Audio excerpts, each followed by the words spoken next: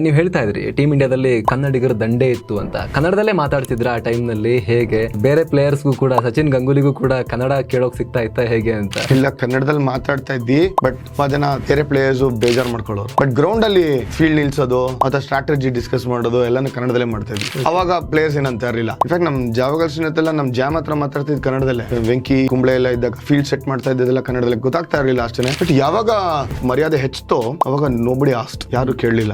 ಯಾಕೆಂದ್ರೆ ಅವ್ರಿಗೆಲ್ಲ ನಂಬಿಕೆ, ಇವ್ರು ಏನು ಎಗೇನ್ಸ್ಟ್ ಮಾತಾಡಲ್ಲ, ಎಲ್ಲ ಒಳ್ಳೇದಕ್ಕೆ ಮಾತಾಡ್ತಾರೆ ಅನ್ನೋದನ್ನ ಒಂದು ಕನ್ನಡದಲ್ಲೇ ಮಾತಾಡ್ತಿದ್ವಿ. ಕೆಲವಲ್ಲಿ ಕನ್ನಡ ಹಾಡೆಲ್ಲ ಹಾಕ್ಬಿಡ್ತಾ ಇದ್ವಿ, ಕನ್ನಡ ಹಾಡುಗಳು ಅಣ್ಣವ್ರಗಳ ಹಾಕೊಂಡು ಜಸ್ತಾ ಇದ್ವಿ. ಯಾರಿದು ಅಂತ ಕೇಳ್ತಾ ಇದ್ರು, ಸುಮ್ಮನೆ ಅವ್ರಿಗೆ ಹಾಡ ಹಾಕೊಂಡು ಅವ್ರಿಗೆಲ್ಲ ಕೇಳಿಸ್ಬಿಡ್ತಾ ಇದ್ವಿ. ಕೆಲವು ಪದಗಳೆಲ್ಲ ಹೇಳ್ಕೊಟ್ಬಿಡ್ತಾ ಇದ್ದಿದ್ದು. ಅವರು ಗ್ರೌಂಡ್ ಅಲ್ಲಿ ಕನ್ನಡದಲ್ಲೇ ಮಾತಾಡ್ತಾ ಇದ್ರು. ಹಿಂಗೆ ಮೇಲಾಕೋ ಅನ್ನೋರು, ಜಡೇಜ ಎಲ್ಲ ಹೇಳ್ತಾರೆ ಒಳಗಾಕೋ ಅಂದ್ರೆ. ಸೊ ಆ ಭಾಷೆ ಯಾವತ್ತಿದ್ರು ಹರ್ಡಲ್ ಆಗ್ಲೇ ಇಲ್ಲ. ಫುಲ್ ವಿಡಿಯೋಗಾಗಿ ರಿಲೇಟೆಡ್ ಲಿಂಕ್ ಕ್ಲಿಕ್ ಮಾಡಿ.